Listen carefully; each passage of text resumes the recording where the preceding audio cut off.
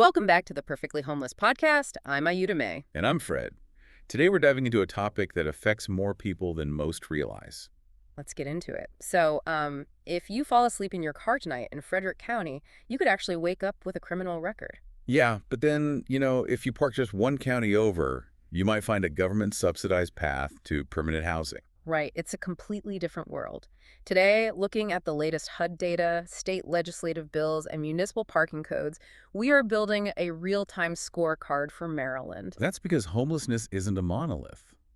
The systems, the laws, the lived realities, they completely change the moment you cross state or even county lines. Absolutely. So you are going to help us evaluate Maryland across 6 distinct metrics. Exactly. And as we evaluate each area, a score is going to evolve dynamically throughout our discussion. We won't reveal the final grade until the very end because the picture changes dramatically as you peel back the layers. To really understand what we are grading, you have to know the scale of the landscape you're looking at first. Right. Every single January, across the entire country, thousands of volunteers and social workers bundle up in the freezing cold. Oh yeah, the point-in-time count. Exactly. They physically walk the streets, the underpasses, and the shelters.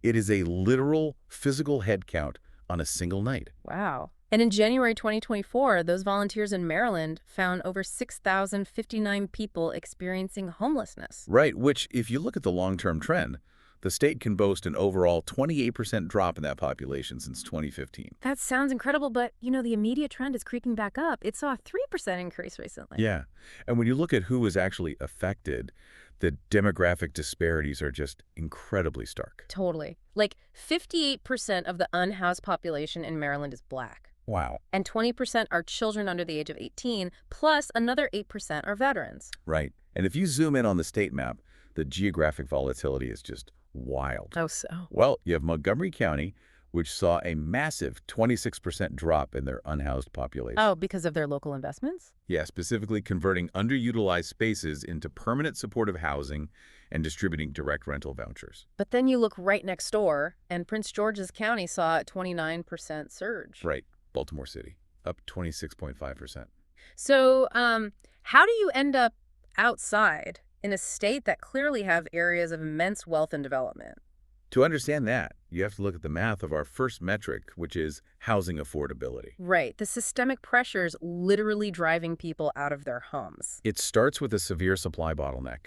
I mean, Maryland is currently short 96,000 housing units. 96,000. That is massive. Yeah, and that deficit creates immense financial pressure on the units that actually do exist. Because of this, over 50% of all renters in Maryland are what we call housing cost burdened. Meaning they are spending more than 30% of their total household income just to cover rent. Right. And for Black renters in the state, that figure jumps to 56%. But there is one specific metric that truly grounds this in reality. It's the 82-hour metric. Wait, 82 hours? Like there are only 168 hours in a week. Exactly. If you're sleeping a normal amount, that leaves virtually zero time to do anything but work. How is that mathematically possible for a standard worker? Well, it isn't. But that is exactly what the data shows. If you are a minimum wage worker in Maryland, you must work 82 hours a week just to afford a modest, fair market, one-bedroom apartment without becoming severely cost-burdened. That is more than 2 full-time jobs. Right. You are essentially working from the moment you wake up to the moment you sleep 7 days a week just to keep a roof over your head. So if you miss one shift or, your car breaks down or you get sick, you are instantly on the brink. Exactly, which perfectly explains why over 150,000 Marylanders faced imminent eviction in 2024 alone. Yeah, and we really have to talk about what an eviction filing actually means in today's world. Right, because it isn't just a temporary setback, it's a structural trap.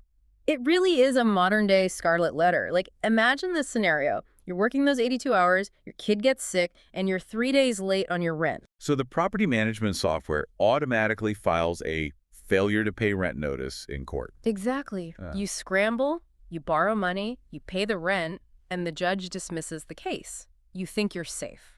But you aren't. No, because the court's electronic records are public. Data scraping companies pull that filing. Oh, wow. So a year later, you apply for a new apartment, and an algorithmic background check auto-rejects you. Why? Just because of the filing? Yes. Because you have an unshielded eviction filing on your record. It doesn't matter that it was dismissed. That is terrifying. That single digital mark acts as an algorithmic wall. It permanently blocks you from future applications, forcing you directly into predatory motels or your car. Wow. Because of this severe bottleneck and digital trap, this lowers the overall picture for Maryland. Definitely. So when the 82-hour work week breaks someone and the algorithm locks them out of an apartment, where do they sleep? You would expect a massive surge of people completely exposed on the street, right? Yeah. But looking at our second metric, the state's shelter access data, there's actually a surprising contrast. Right. 83% of the unhoused population in Maryland is sheltered. Wait, really? 83%? Yeah. That means they are indoors, in emergency shelters, or transitional housing. Okay, so only 17%, which is about 11,036 people, remain completely unsheltered, living in places not meant for human habitation. Exactly. And on a national scale, an 83% shelter rate is robust. It is. But you have to understand the mechanism behind why these numbers look the way they do right now. Oh, the funding cliff. Right. During the pandemic, the federal government injected ARPA funds, the American Rescue Plan Act, into the system. This was essentially a flood of emergency pandemic relief dollars. Yeah. Maryland used this money to vastly expand its emergency shelter capacity. They rented out entire motels and funded rapid rehousing programs. So it essentially created a temporary 22% reduction in regional homelessness. Well, the cliff is here. Those federal emergency dollars are expiring. Right. The safety net that was holding everything up is collapsing. And that is pushing people who were temporarily stabilized back out onto the street. The capacity just isn't there without those federal dollars holding up the floor. Yeah. So based on this, the current draft score is hovering right in the middle. We have a sheltering system that performed incredibly well during an emergency, but the financial supports are currently giving way. Which naturally brings us to our third metric, because as that funding floor drops and shelters max out, people have no choice but to exist in public spaces. And when you exist in a public space without a home, you inevitably come face to face with local law enforcement. Yeah, and this is where the lived reality gets incredibly harsh. Because Maryland doesn't have a unified statewide policy protecting unhoused people in public spaces. Exactly. Individual municipalities create their own fragmented rules. Take Frederick County, for example. Okay, what do? They have local ordinances where you can be fined or even imprisoned simply for laying down bedding or making preparations to sleep. Think about that. The biological necessity of sleep is being criminalized simply because you don't have a private indoor space to do it in. Right. But there is a massive legislative clash happening at the state level right now to address this. Are you talking about the proposed Right to Rest Act? Yeah, House Bill 1164 and Senate Bill 484. Let's impartially outline what that legislation actually proposes. Okay. The Right to Rest Act attempts to stop the criminalization of what it calls life-sustaining activities. We're talking about resting, eating, or sheltering in a parked car. Right. It would establish a defense of necessity. Meaning if an unhoused person is charged with trespassing or disturbing the peace, they can legally argue that they literally had no adequate indoor alternative available to them in that county. Exactly. Now, to present both sides of this clash, you have the Maryland Association of Counties, or MANHUL, pointing out the operational realities of this bill. Right. They argue that heavily restricting local enforcement in public spaces strips municipalities of their ability to manage shared environments. Yeah, they point out that this will inevitably lead to increased county expenditures to manage public health challenges, sanitation, maintenance operations, and potential litigation. It is a deep, fundamental tension between civil liberties and municipal management. But until statewide protections like the Right to Rest Act actually pass, the reality on the ground is dominated by these fragmented, punitive local laws. Yeah. If you fall asleep in the wrong county, you get a criminal record. And this shifts the score significantly downward as we head into the middle of our evaluation. That brings us to a critical juncture in building this scorecard. It's time to bring up the overlay for you. Here is the draft score. Let's summarize the landscape so far. You are looking at a state with a relatively high initial shelter access rate. Right, but that strength is currently battling against a massive housing affordability crisis. And those algorithmic eviction traps, plus a patchwork of local criminalization laws? But listen closely, this is not the final score. The draft score is precarious. Yeah, the next three categories could upend this entire result. They cover how people survive outside the shelter system and how they eventually escape it. So if the shelter is full and sleeping on a sidewalk is illegal, The immediate fallback for most people is their car. Right, it offers a locking door and climate control. But surviving in a vehicle in Maryland is an administrative nightmare. Which brings us to our fourth metric, vehicle dwelling friendliness. Let's start with the ultimate irony, which is highway rest stops. Okay. The State Transportation Department, MDOT, operates these stops explicitly so fatigued drivers can pull over and sleep in their cars. Right, the whole point is to prevent accidents. Exactly. But they strictly enforce a 3-hour maximum stay. Wow. So a nap is legal, but survival is a violation. Yes. If you try to camp overnight, your vehicle is subject to immediate towing. So where do vehicle dwellers actually go? Well, Maryland has over 100 free park-and-ride commuter lots. Yeah, representing about 12,000 spaces across the state. And importantly, these lots allow 247 overnight parking without requiring a permit. You've probably driven past these lots 100 times on your way to work. Right.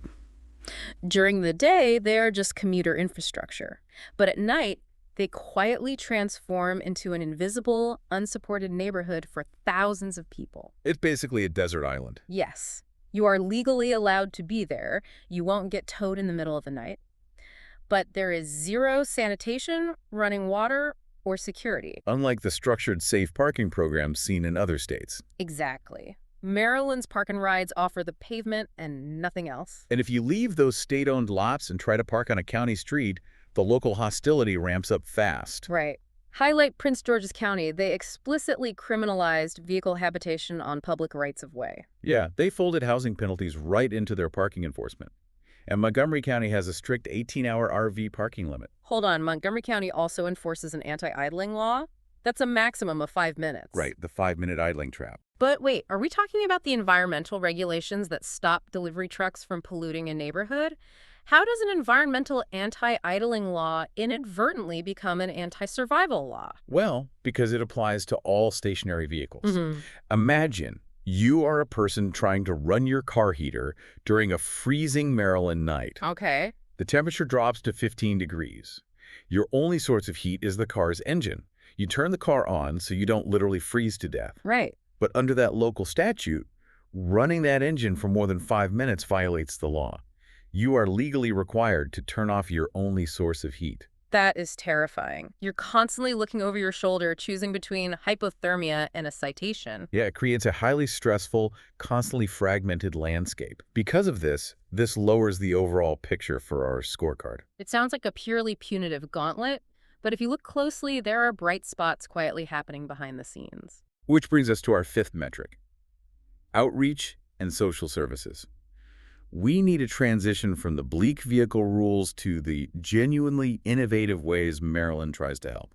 Right. Let's talk about ID and transportation programs. Securing a government ID is one of the hardest points of being unhoused. Oh, for sure.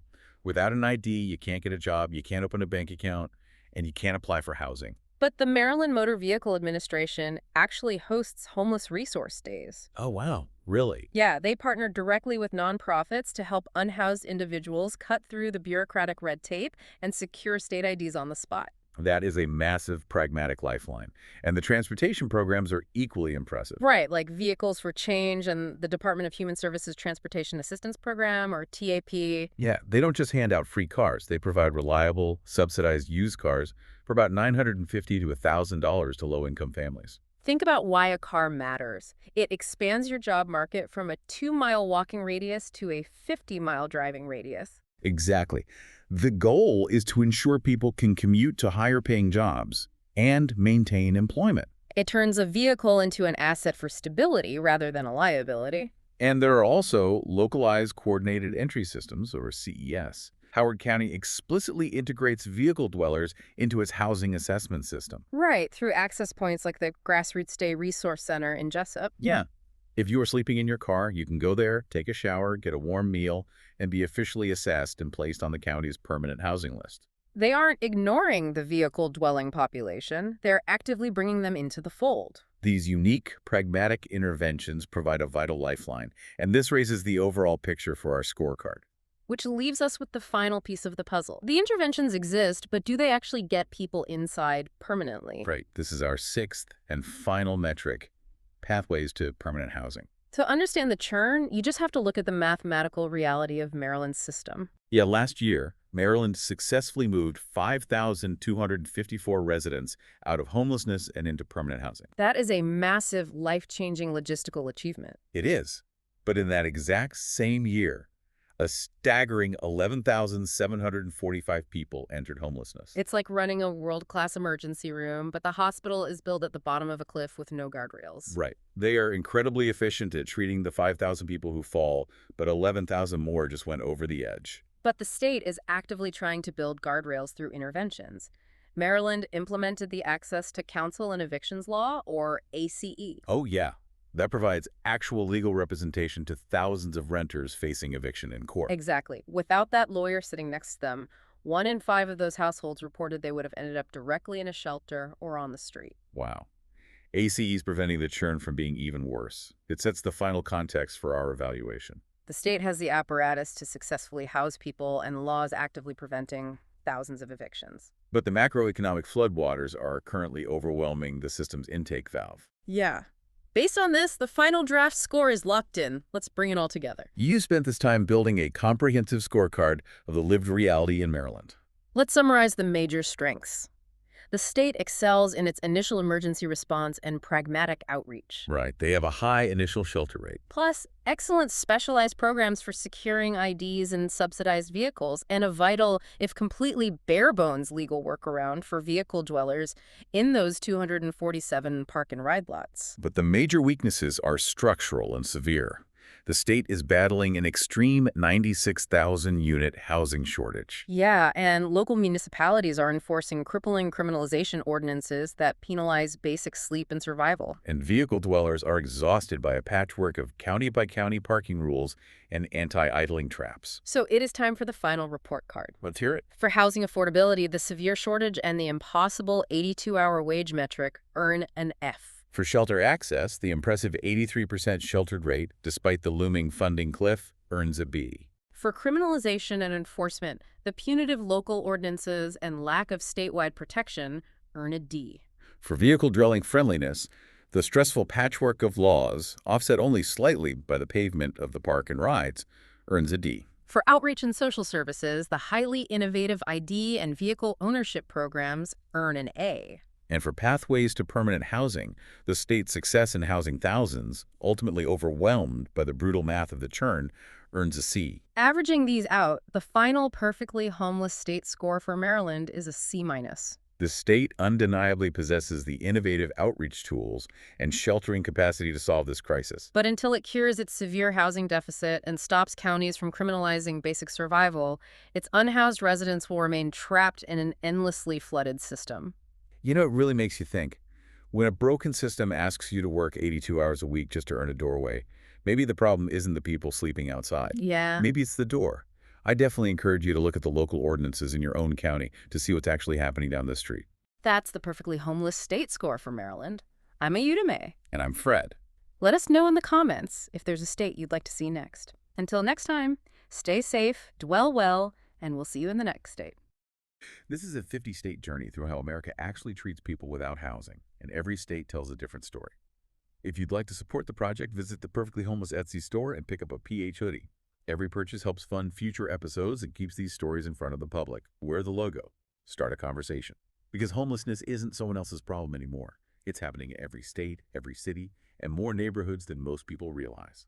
Until next time, stay safe, stay informed, and we'll see you in the next state.